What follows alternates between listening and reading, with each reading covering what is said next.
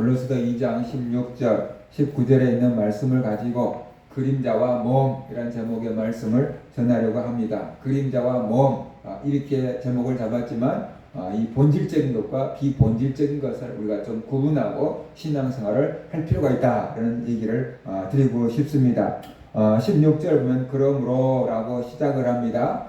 그러므로 앞에 얘기한 것들을 받아서 지금 뭔가 얘기를 하려고 그러므로 라는 접속사를 사용하고 있는 거거든요. 그래서 1차적으로 앞에 있는 13절과 15절에 있는 말씀을 받아서 뭔가 교훈을 주려고 그러므로 라고 지금 말하고 있는 것이죠. 그래서 앞에 있는 내용을 보면 하나님이 그리스도와 함께 우리를 살리셨다라고 말했고요. 그 다음에 하나님이 우리의 모든 죄를 사해 주셨다라고 얘기했고, 우리를 고발하는 법조문을 다 십자가에 못 박아 버렸다. 그리고 예수 그리스도가 십자가에서 모든 영적인 것들까지 다 정복하셨다라는 그 승리의 소식을 얘기했습니다. 이런 사실에 근거해서 이제 바울이 골로새 교인들에게 권면의 말을 해주고 있는데, 그러므로라고 하면서 하고 있어요.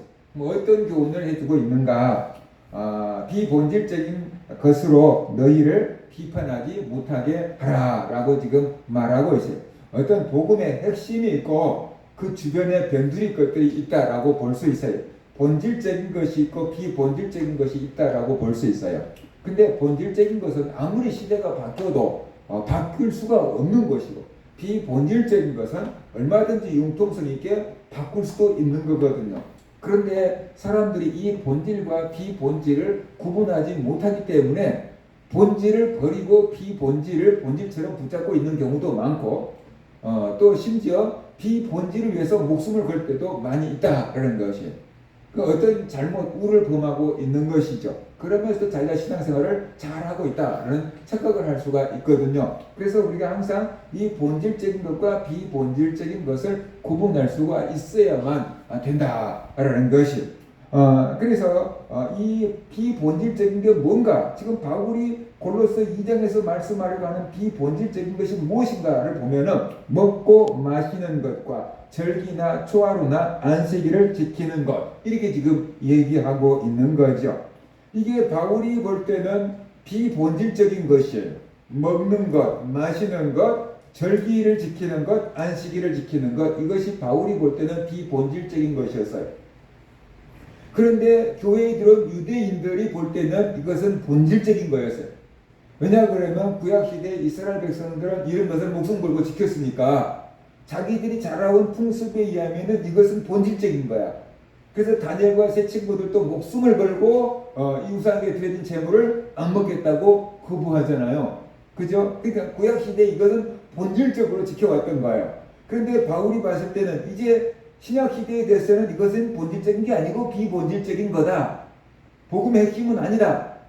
그렇게 본 거죠. 그런데 아직 그 사실을 깨닫지 못한 유대인들은 와가지고 골로새 교인들한테 이게 먹어야 될 음식과 먹지 말아야 될 그 음식 규례를 지키라.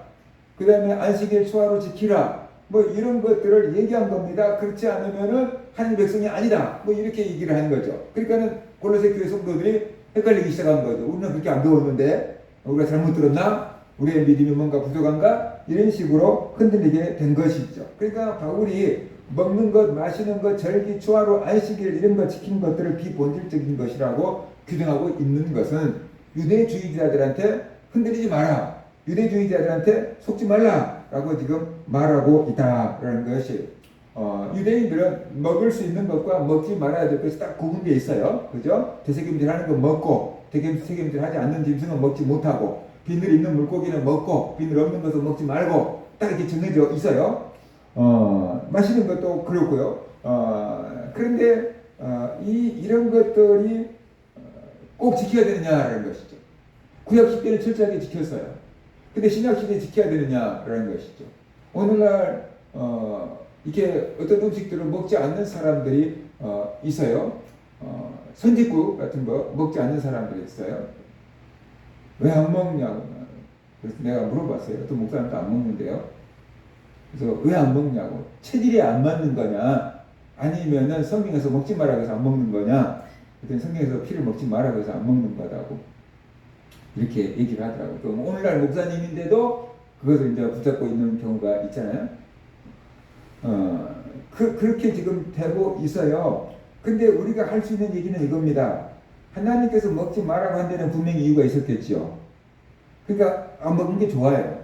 먹으라고 한 데는 이유가 있었겠죠. 그 먹으면 좋아요. 근데 문제는 뭐냐 그러면 오늘날에도 구약의 음식 규례를 지킬 수도 있어요. 그런데 그것을 구원의 조건으로 만들면 안 된다는 것이죠. 무슨 뜻인지 이해가 되죠? 예를 들어 내가 먹지 말라는 음식을 안 먹고 먹으라는 음식만 먹어서 내가 구원받는 건 아니잖아요. 예수를 믿어서 구원을 받는 것이지. 아니 내가 지금 예수를 믿었어요. 그런데 그냥 선지국을 먹었단 말이에요. 그럼 내가 지옥에 가야 됩니까? 예수 믿었는데 선지국을 먹어버렸어. 그러면 이제 지옥에 가야 되냐라는 거죠. 그런데 그 골로새 교회에 들어온 사람들은 그런 식으로 했다는 거죠. 그러니까는 사람들이 두려워하고 헷갈리게 되었다. 구약에 있는 음식 규례를 우리가 건강상 지키는 것은 나쁜 게 아니고 뭐 바람직하고 좋은 것일 수 있어요. 그런데 남에게 강요하지 말라는 것이고 더 나아가서 그것을 구원의 조건처럼 만들면 안 된다라는 것이죠. 그것을 구원의 조건처럼 얘기를 하면 안 된다. 그런 데가 문제가 있는 거다라는 것이에요. 그래서 그 법은 자꾸만 바뀌는 건데 우리 입장에서는 최근의 법을 지키는 게 당연한 도리죠. 신약 시대에도 음식 규례가 있잖아요. 그래서 제사 음식을 먹어야 됩니까? 말아야 됩니까? 그런 거 얘기했잖아요. 바울은 뭐 먹어도 그만 안 먹어도 그만 그렇게 얘기를 했어요. 근데 나는 다른 사람들을 실족시키지 않기 위해서 먹지 않겠노라 라고 이제 덕을 세우기 위해서 안 먹는다는 거예요. 내가 제사 드린 음식을 먹었다고 해서 내가 지옥 갈 건 아니라는 거예요. 내가 제사 음식을 먹었다고 해서 예수 믿는 성도가 제사 음식을 먹었다고 해서 지옥 갈 문제는 아니라는 거예요. 그런데 내가 믿음 있는 사람이 제사 음식을 먹고 있는 것을 보면 다른 사람들이 저 예수 믿는 사람이 제사 드리고 제사 음식 먹네? 그러면서 시험이 될 것 같으면 나는 안 먹겠다. 바울이 말한 거잖아요. 근데 음식 규례를 고린도전서 10장 31절에서 마지막으로 이렇게 말합니다. 그러므로 너희가 먹든지 마시든지 무엇을 하든지 다 하나님의 영광을 위하여 하라. 그러니까 먹어도 하나님 영광을 위해서 먹고 굶어도 하나님 영광을 위해서 굶어라 하는 거예요. 먹든지 마시든지 무엇을 하든지 하나님의 영광을 위해서 하겠다라는 마음으로 먹으면 된다. 굶어도 된다. 그렇게 지금 얘기하고 있는 거잖아요. 그것이 음식의 최종 법이다라고 우리가 이해를 하면 될 것 같습니다. 내 입맛에 안 맞는 건 안 먹어도 돼요. 근데 신앙 때문에 안 먹은 거 덕을 세우기 위해서는 좋다. 그런데 그것을 구원의 조건으로 내세우지는 마라 라는 것이죠. 구원의 조건은 아니다. 예를 들어서 기독교인들은 술, 담배 안 먹는 것으로 되어 있죠. 안 먹는 게 이제 안 믿는 사람들도 그게 옳은 걸로 알고 있죠. 그러니까 안 먹는 게 기독교인들 술, 담배 안 먹으면은요, 그게 덕이 되는 거예요. 제가 산책을 하다가 성당이 있는 데를 산책을 했는데 성당의 신부가 한 손에 커피를 들고 한 손에 담배 한 갑을 꺼내갖고 이게 꺼내서 불을 붙이려는 것을 보고 제 입장에서 되게 어색하더라고. 근데 자기들은 너무 자연스럽게 성당 안에서 이렇게 이제 하고 있는 거예요. 자기들은 뭐 술 먹는 게 전혀 이상한 게 아니에요. 근데 우리들 입장에서는 이렇게 되는 거죠. 문화가 달라서 그래요. 그러니까 우리가 사실 술 건강에 안 좋아요. 담배 건강에 안 좋아요. 또 우리나라가 그때 상황이 좋지 않았어요. 그래서 술, 담배를 안 하는 걸로 우리나라 기독교에서 결의를 한 겁니다. 그래서 술, 담배를 안 해왔고 경건을 지키려고 실수를 줄이려고 해오고 있고 그게 좋은 겁니다. 그러니까 우리가 술, 담배를 안 하는 거예요. 근데 술, 담배를 안 하니까 천국에 가고 술, 담배를 하니까 지옥 가고 그 문제는 아니라는 거예요. 교회에서 중직자가 됐으면은 그죠? 교회에서 중직자가 됐으면은 이제 성도들에게 덕이 되기 위해서 내가 먹던 것도 어떻게 돼요? 끊는 그런 노력이 있어야만 된다는 거예요. 그것도 못 끊으면서 뭘 하냐는 거죠. 그죠? 그러니까 그게 구원의 문제와 연관시키면 안 된다는 거예요. 그건 덕을 세우느냐 마느냐 그 문제인 것이지 그 다음에 내 건강상의 문제인 거지 그걸 구원의 문제와 연관시키면 그것은 너무 나간 것이기 때문에 바울은 그것을 반대하고 있는 거다 하는 것을 우리가 알아야만 된다는 것입니다. 그러면 왜 하나님은 구약에서 이런 규례를 주셨을까 하는 것이에요. 구약에서 뭐 음식 얘기했지만 음식도 있고요. 초하루 그 다음에 절기 안식일 준수 이거 유대인들 입장에서는 엄청났던 거예요. 절기를 다 지키는 거예요. 그거 명절이니까 유대인들 통째로 다 이렇게 움직일 수밖에 없잖아요. 우리는 뭐 추석 그럼 뭐 고향 가든지 안 가든지 다 추석 분위기는 내는 거잖아요. 유대인들은 다 그랬어요. 절기를 그렇게 지키는데 이방인들은 유대인들과 절기가 안 맞잖아요. 그러니까 절기를 안 지키니까 유대주의자들하고 왜 절기를 안 지켜? 이런 식이 되는 거죠. 오늘날도 안식일을 지켜야 돼. 그래가지고 이름 자체를 안식일교라고 해놓은 데도 있잖아요. 제7일 안식일, 토요일이 안식일이었잖아요, 원래. 그러니까 토요일을 지켜야지 구원을 받는다.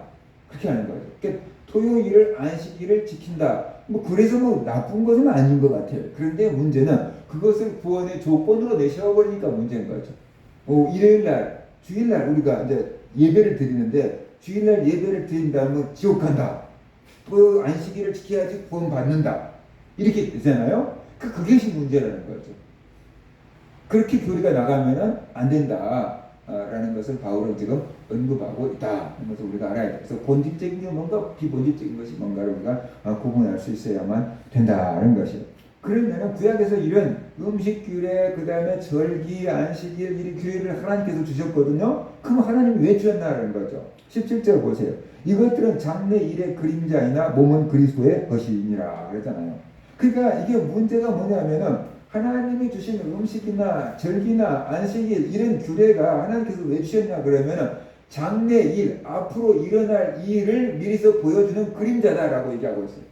햇빛에 나가면 그림자가 생기잖아요. 제가 이렇게 서 있으면 제 형체가 그림자로 보이잖아요. 근데 그림자를 보면은 내가 얼굴이 잘생긴지 못생긴지 알 수 있어요, 없어요?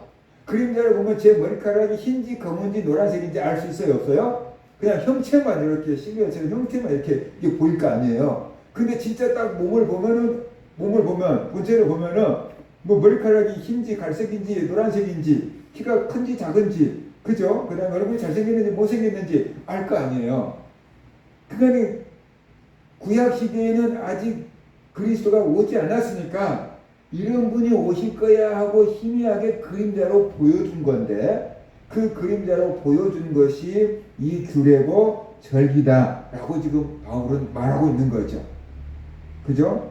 그랬는데 이제 몸이 와버렸어. 몸을 봐버렸어. 그러니까 왜 그림자 붙잡고 있느냐? 라는 뜻이잖아요.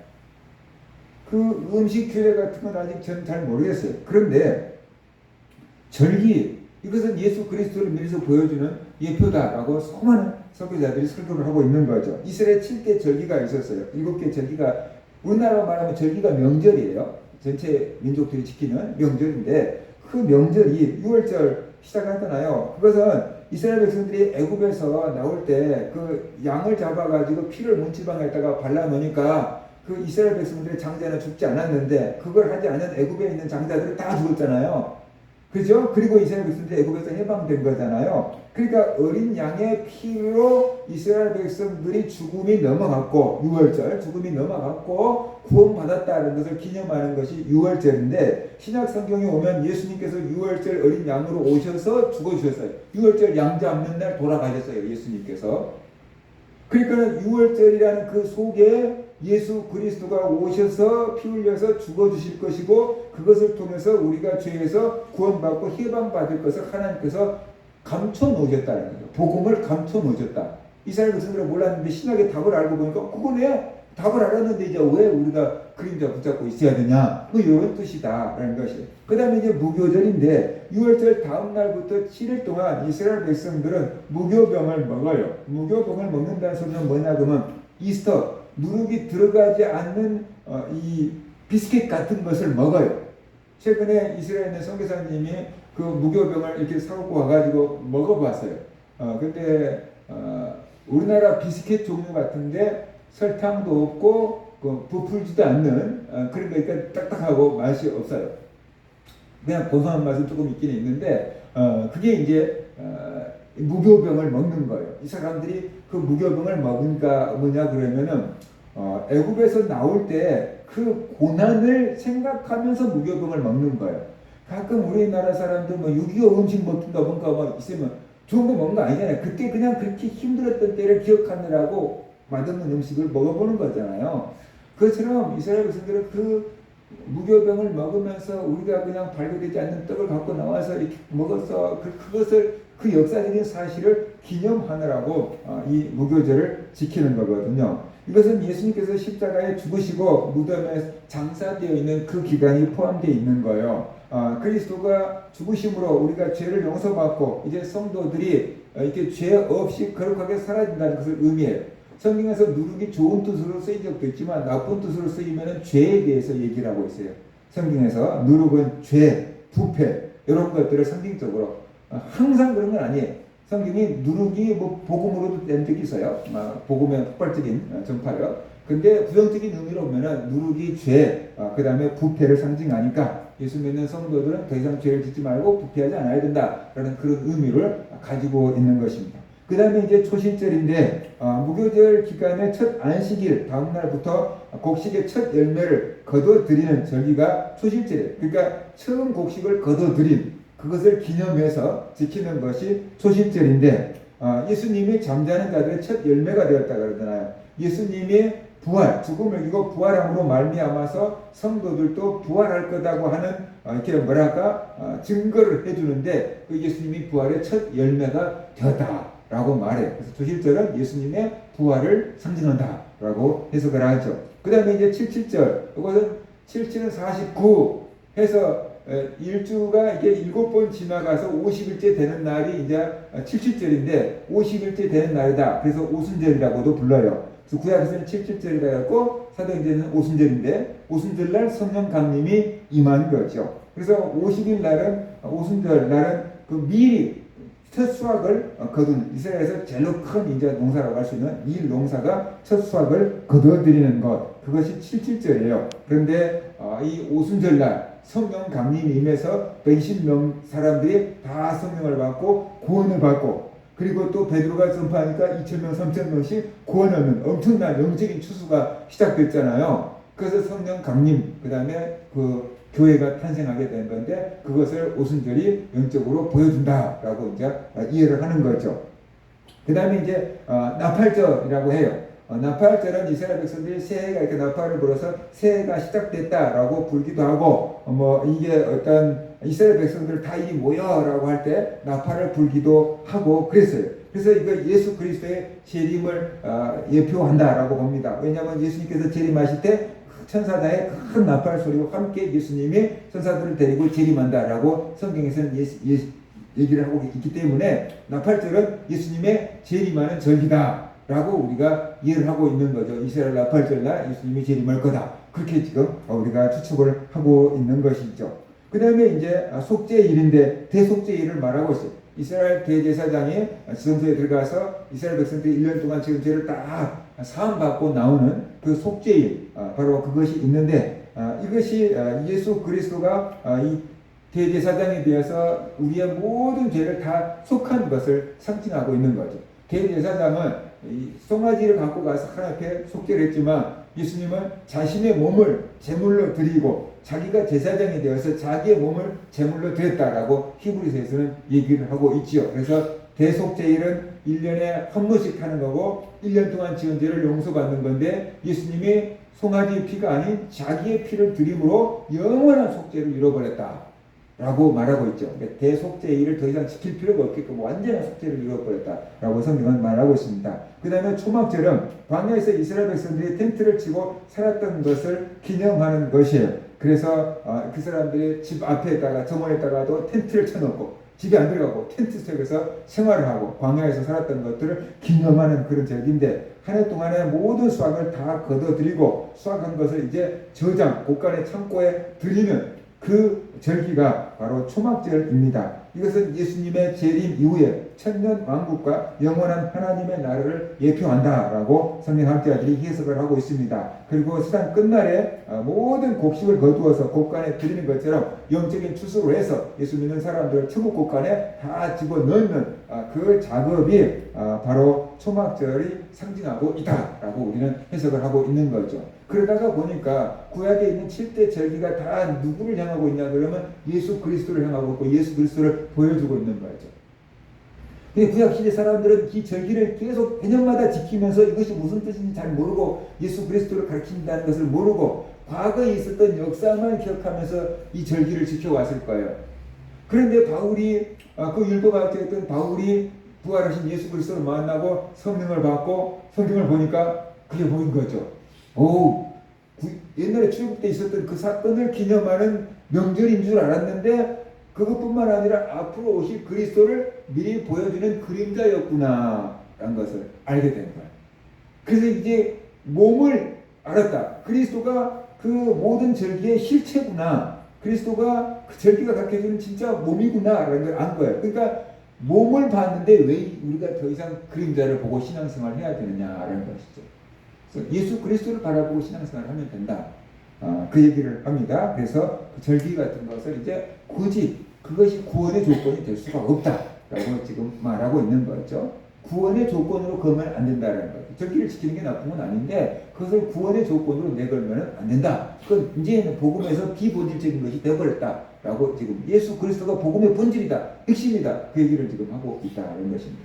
그 다음에 두 번째 교훈은 아무도 꾸며낸 겸손과 천사 숭배를 이유로 너희를 정죄하지 못하게 하라라고 말하고 있습니다. 골로새 2장 18절에 보면 아무도 꾸며낸 겸손과 천사 숭배를 이유로 너희를 정죄하지 못하게 하라. 그가 그 본 것에 의지하여 그 육신의 생각을 따라 헛되이 과장하고 라고 말하고 있습니다. 그러니까 꾸며낸 겸손과 천사 숭배가 연결되어 있다라고 보면 돼요. 이게 무슨 소리냐 그러면은 그 사람들은 이렇게 했어요. 우리 같은 죄인이 어떻게 거룩하신 하나님 앞에 바로 나가서 기도할 수 있겠느냐라는 것이죠. 하나님이 너무 거룩하니까 우리는 하나님 앞에 바로 나갈 수가 없다. 그래서 이 우리보다는 낫고 하나님보다는 조금 못한 천사를 통해서 기도해갖고 하나님 앞에 도움을 받는다. 뭐 이런 식으로 생각을 한 거죠. 그래서 우리가 겸손한 것인 줄로 착각을 한 거예요. 그것이 자기들의 겸손을 나타내는 것으로 착각을 했다는 것입니다. 그런데 그 사람들은 자기들의 영적인 체험이나 지식을 과시하고 자기보다 못한 성도들을 통제하려고 그런 일을 했다는 것이에요. 그러니까 진짜 하나님 앞에서 겸손한 게 아니고 겸손한 척 했다. 그래서 바울이 볼 때 그래서 거짓된 겸손이다 라고 지금 꾸며낸 겸손이다 라고 말하고 있어요. 그 다음에 천사 숭배 같은 것들은 자기들의 신비 체험을 근거로 천사를 숭배하게끔 만들었던 것입니다. 그런데 그것은 하나님을 숭배해야 되는데 섬겨야 되는데 천사를 섬기게 하는 것이니까 바울 입장에서는 이것은 우상을 섬기게 되는 것이다 라고 반대를 하고 있다는 것을 우리가 알아야 되는 것이에요. 그래서 그들은 거룩하신 하나님 앞에 나갈 수가 없으니까 천사를 통해서 나가고 뭔가를 통해서 나가고 그것이 우리한테 겸손한 거다라고 얘기를 했는데 그것이 잘못됐다는 거예요. 바울은 하나님 앞에 직접 나가는 길을 막아버린다는 거죠. 그리고 하나님께 가야 될 영광이 천사나 다른 것한테 가버린다 그 말이죠. 근데 이것을 지금 하고 있잖아요. 천주교에서. 하나님 앞에 바로 기도하는 게 아니고 마리아를 통해서 기도하고 성인들을 통해서 기도를 하잖아요. 그죠? 그러니까 그 사람들은 예수님과 가장 가까운 사람이 마리아라고 생각하는 거예요. 그래서 우리가 예수님 기도하고 하나님께 기도하는데 안 들어주는데 마리아가 예수님한테 야, 포도주가 떨어졌어. 그러니까 마리아가 그러니까 예수님이 어머니 부탁을 거절하지 못하고 물로 포도주를 만들어줬다는 거야. 가나 혼인잔치집에서 예수님께서 물로 포도주를 만들어줄 때 마리아가 포도주가 떨어졌어. 그러니까 만들어준 거잖아요. 그러니까 우리가 마리아한테 막 부탁을 하면은 마리아가 예수님한테 응? 성도가 나한테 자꾸만 부탁을 하잖아. 그러니까 예수님이 알았어요. 그거 이제 들어줄 거라는 거예요. 그래서 마리아에게 기도를 하는 거예요, 사람들이. 성인한테 기도해요. 천주교에서 이제 성인의 바늘에 오른 사람들이 있어요. 믿음 생활을 잘했다. 자기들 보시기에. 그래서 성인으로 이제 친한 사람도 있는데 그 사람들 이름으로 기도를 하는 거예요. 그러면 그 사람들이 천국에서 예수님한테 하나님 앞에 이렇게 해줘서 도와줘서 우리의 기도가 쉽게 응답이 된다. 그래서 그 사람들은 마리아를 통해서 기도를 하고 성인들을 통해서 기도를 하고 있잖아요. 근데 오늘 본문에 보면은 천사도 그 자리에 들어가면 안 되잖아요. 우리는 하나님의 아들이 되고 딸이 됐어요. 그 소리가 뭐냐 그러면 언제든지 아버지를 만날 수 있다는 거예요. 이해가 됩니까? 예를 들어서 어떤 기업체 회장님인데 우리가 회장님을 만나려고 하려면은 다 경비실에서 커트당해서 만날 수가 없어요. 근데 아들이 가면 어떨까요? 회장님 아들이 아빠 만나러 왔어요? 가면 어떻게 돼요? 아무도 안 맞고 다 들여보내주겠죠. 하나님은 우리 아버지가 됐어요. 그러니까 우리가 언제든 하나님 앞에 나가서 도움을 요청할 수 있고 기도할 수 있는 자격이 주어진 거죠. 누구 옆에 사람 막 할 필요가 없다는 것이죠. 우리가 예수 이름으로 기도하고 하나님의 자녀라는 자격으로 하나님께 가서 기도하는 것이에요. 그러면 하나님은 아버지라는 그 책임감으로 사랑으로 우리에게 응답해 주시는 거예요. 그게 자꾸만 사람들이 그저그다가 집어넣으려고 하면은 하나님을 직접 만나게 하지 못하게 하고 방해를 하고 있는 거예요. 그죠? 예를 들어서 제 부모님이 저한테 귀한 선물을 해줬어요. 그러면 제가 전화하고 엄마 이게 선물을 귀한 주셔서 맛있는 음식 보내주셔서 고마워요, 잘 먹을게요 라고 이렇게 하는 게 낫겠어요? 아니면 내가 내 친구한테, 고향에 있는 내 친구한테 야 우리 엄마가 나한테 맛있는 음식을 해줬는데 네가 나 대신 가서 좀 고맙다고 인사 좀 해줘라.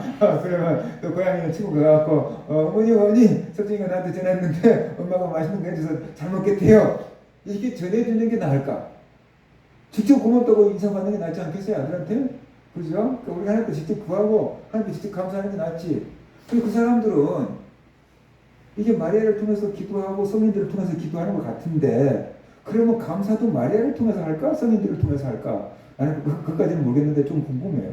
하나님께 우리가 직접 구하고 하나님께 직접 감사하고 그게 낫지 않겠어요? 그래서 죄를 우리가 회개해도 우리는 개신교는 하나님께 직접 우리가 회개하고 우리가 용서받는 줄 믿고 살잖아요. 근데 그 사람들은 신부한테 가갖고 고해 성사를 하잖아요. 그리고 신부가 다 듣고 주의 이름으로 죄를 용서해줬다고 하면은 그것도 용서받는 줄 알고 살잖아요. 하나님께 구한 게 아니고 신부한테 가서 구하고 있잖아요. 그죠? 조금 다르죠? 그래서 그것들을 하지 마라 라고 지금 바울은 말하고 있는 것이에요.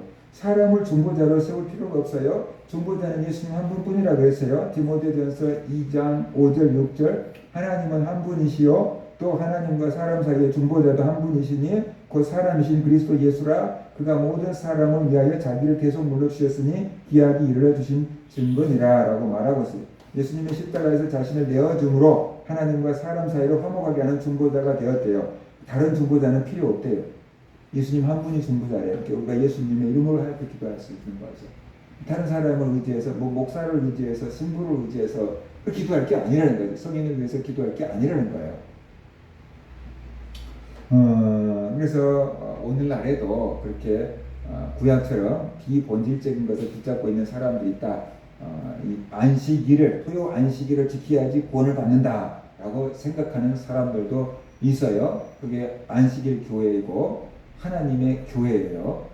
하나님의 교회도 안식일 교회에서 잘라서 나온 거예요. 그러니까 여전히 그 토요 안식일을 주장하고 있어요. 그러니까 그런 것이 구원의 조건이 아니다 라는 것을 우리가 알아야 되고 그 다음에 겸손한 척 하면서 천사 숭배를 통해서 천사를 통해서 하나님 앞에 나가려고 했는데 그것도 아니라고 바울이 말하고 있는 것을 볼 때 마리아를 통해서나 성인을 통해서 하나님 앞에 기도하려고 하는 것도 그것도 바람직스러운 것은 아니다 라는 것을 우리가 알아야 된다는 것이 이것은 머리이신 예수님을 붙들지 않는 거다라고 말하고 있습니다. 온 몸은 머리를 따라서 움직여야 돼요. 그것이 건강한 거예요. 그런데 골로새 교회에 들어온 영지주의자나 유대주의자들은 머리이신 그리스도를 따르지 아니하고 다른 것을 더 의지하고 따른다라는 것이에요. 그리스도 중심에서 벗어났다라는 것이 이것이 복음의 중심에서 벗어났다는 뜻이에요. 그리스도 중심에서 벗어나버린 거예요. 복음의 핵심은 예수 그리스도인데 예수 그리스도의 중심에서 벗어나 버렸다는 것이죠. 초점이 틀어져 버린 거예요. 그러니까 누구든지 그리스도 예수 중심에서 벗어나게 하는 것은 잘못이다 라는 것을 우리가 깨달아야만 된다. 구원은 오직 예수 그리스도를 믿음으로 받습니다. 그러니까 어떤 것이든 구원의 조건으로 예수님 믿는 것 말고 다른 것을 갖다 붙이거든 그것은 잘못된 복음이다. 비본질적인 것을 본질적인 것으로 착각하고 있는 거다. 그런 것을 우리가 알고 이 흔들리지 말아야만 된다는 것이 신앙생활을 할 때 어떻게 해야지 구원을 받는가라는 것을 분명하게 알고 나머지는 비본질적인 것, 이건 본질적인 것. 본질적인 것은 지킨다. 비본질적인 것은 융통성 있게 할 수도 있다. 라는 것을 우리가 알고 또 정말 건강하게 신앙생활에 나가는 그런 성도들 되시기를 주의 이름으로 축원합니다. 아멘.